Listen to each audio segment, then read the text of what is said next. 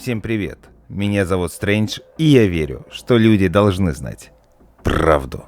Каждый день мои агенты по всему земному шару добывают для вас новые, шокирующие истории присутствия и деятельности внеземных форм жизни на нашей планете. Также и вы мне помогаете, преодолевая страх, высылая мне свои истории. Вместе мы заставим власти раскрыть всю имеющуюся у них информацию. И сегодня я сделаю очередной шаг к этому. В моих руках дневник сотрудника одной секретной исследовательской базы в США. Власти строго засекретили всю информацию. Но, как я уже говорил в других видео, многие люди даже в высших эшелонах власти поддерживают меня и хотят, чтобы люди наконец-таки узнали всю правду. Далее я зачитываю без изменений дневник, который официально не существует. Но вы понимаете. Я начинаю. Я сотрудник на исследовательской базе, и здесь происходит нечто странное. Итак, товарищи, я работаю здесь уже некоторое время, и сперва все было нормально. Но в последнее время я все чаще замечаю странности, происходящие вокруг. Я не знаю, что происходит, так что буду писать сюда. Здесь я пишу все, что происходило за эту клятую неделю, просто чтобы выговориться, иначе я совсем двинусь. Начну свой пересказ с первого дня, постепенно переходя к сути. День первый. Тогда был обычный день, такой же, как и десятки до него. Я работаю на этой базе уже 3 месяца, так что уже пообвык. Что мы делаем? Мы слушаем небеса, как любит выражаться один из старших сотрудников. Огромное количество радиотелескопов прочесывает космос в поисках внеземного разума. Это наша основная работа. Хотя некоторые ведут и сторонние исследования. Я в этот день впервые услышал странный звук в лесу. Нечто среднее между визгом кошки, которые наступили на хвост, и гудением турбины самолета. Я тогда знатно перепугался и припустил к жилому корпусу. День второй. Сегодня помогал в лаборатории. Ну как помогал? Обычная работа в стиле «принеси, подай», «свали, не мешай», словно кто-то доверит лаборанту нечто более ответственное. Во второй половине дня я сидел с нашим охранником, одним из многих. Он рассказывал, что в последнее время камеры периодически барахлят без всякой на то причины. А его коллеги, которым выпадают ночные смены, что-то говорили о странных глюках. Мол, камера засекает что-то вроде бликов на воде или дрожащего от жара воздуха. А еще я узнал, что они несколько раз натыкались на убитых животных в лесу. В этот день я не покидал территорию станции. День третий. Ночью меня разбудили. Собаки. Клятые псины рычали на лес, как объяснил мне мой знакомый, когда я вышел поинтересоваться, что же здесь творится. Они выли столь громко, что у меня чуть уши не заложило. Что вообще могло их так взбудоражить, напугать? Странный звук из леса и глюки с камерами мне тогда в голову не пришли. Зря. Как я сейчас понимаю, очень зря. День прошел достаточно быстро, а вот вечером странности продолжились. Одна собака пропала, и в результате охранники пытались ее найти в течение пару часов. Овчарку, а это была именно овчарка, так и не нашли. Зато нашли уходящий вглубь леса кровавый след и несколько клочков собачьей шерсти рядом. Никто вопросов задавать не стал. Но с этих пор мы ходили в постоянном напряжении. Ладно, если это просто дикий зверь, но учитывая то, что я уже видел и слышал, больше я в лес в одиночку не совался. День четвертый. Часть приборов вышла из строя. Ну, просто шик. Угадайте, кого запрягли их чинить? Верно, меня. Зато хоть с нашими слушателями поговорил. Как оказалось, они поймали странный сигнал. Не такой, как от звезд или, например, планет. Нет, он был осмысленным. Полностью состоявшее из нечитаемых символов сообщения, в котором, тем не менее, угадывалась некая логика и упорядоченность. Что хуже, те, кто успел рассмотреть это сообщение получше, теперь страдают от мигрени. Что еще страннее, старшие научные сотрудники ходят в вечном напряжении. Ну, знаете, словно происходит что-то важное. Словно они, свидетели чего-то невообразимо великого. Часть охранников жаловалась на головные боли после ночных смен, а собаки больше не затихают ночью. Они лают до хрипоты, пока голос их не оставит совсем. Мне становится не по себе здесь. Стараюсь не оставаться наедине и к радиотелескопам больше не хожу. Не хочу повторить судьбу той собаки. День 5. С небес что-то упало. Пылающий болид рассек небо и упал где-то в лесу. Черт, на базе суматоха. Собирается экспедиция к месту падения. С одной стороны, я не хочу в это влезать, но с другой... Я должен разобраться, что здесь, мать вашу, происходит. Почему болид упал после сигнала? Что это был за сигнал? Почему он упал в ту сторону, на которую лаяли собаки? На что они, вашу ж мать, лаяли, а?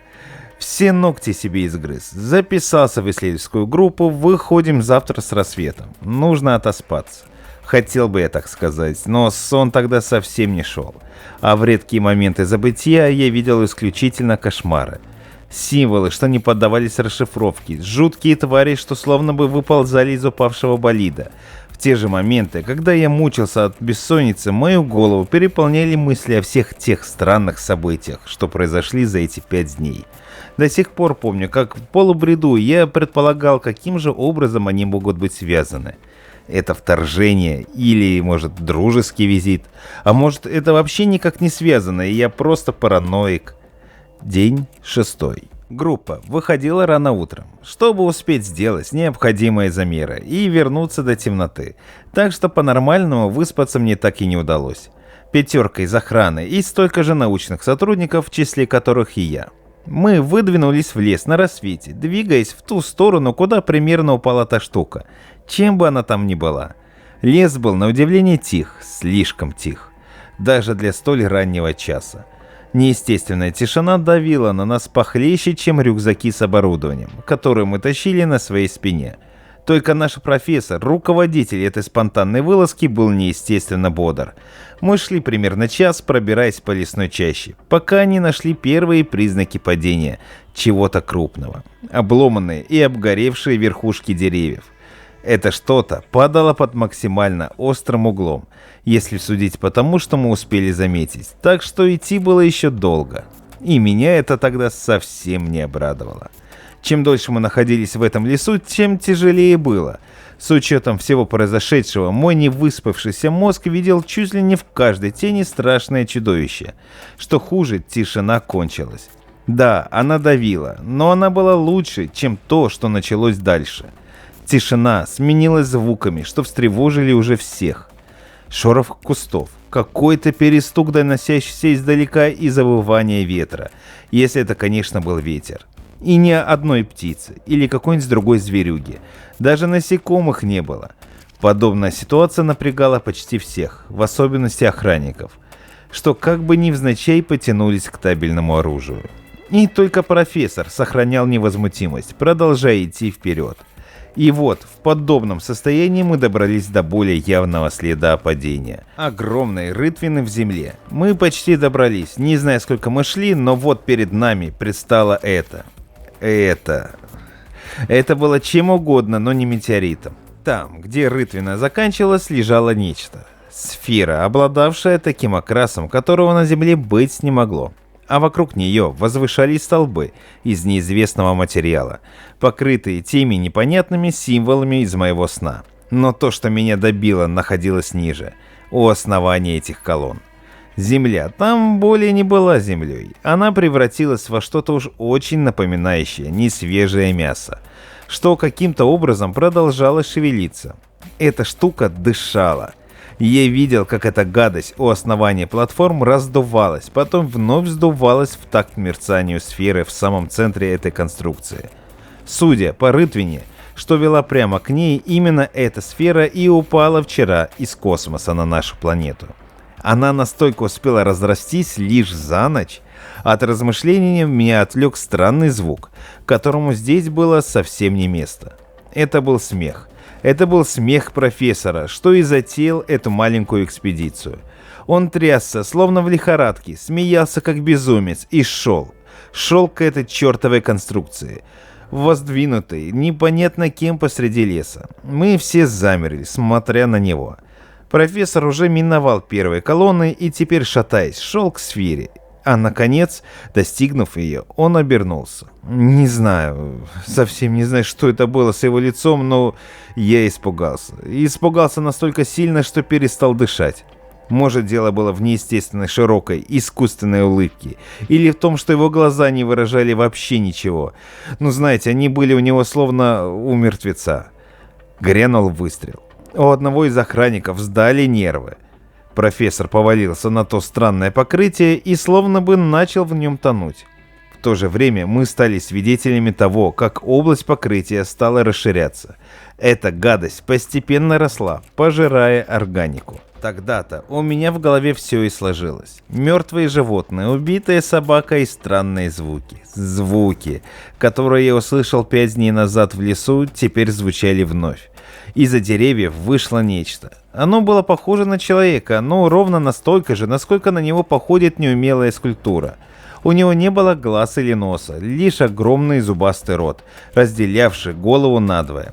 Эти твари. Как мы могли их не заметить? Это же... И тут я вспомнил о разговоре, что случился у меня с охранником, глюки на камерах. До сих пор помню, как едва слушающимся меня руками достал из кармана телефон, включил камеру, навел на это и...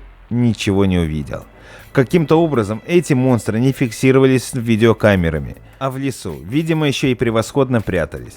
Вот так вот, проглядели вторжение под самым своим боком, а из-за деревьев выходило все больше этих пародий на людей.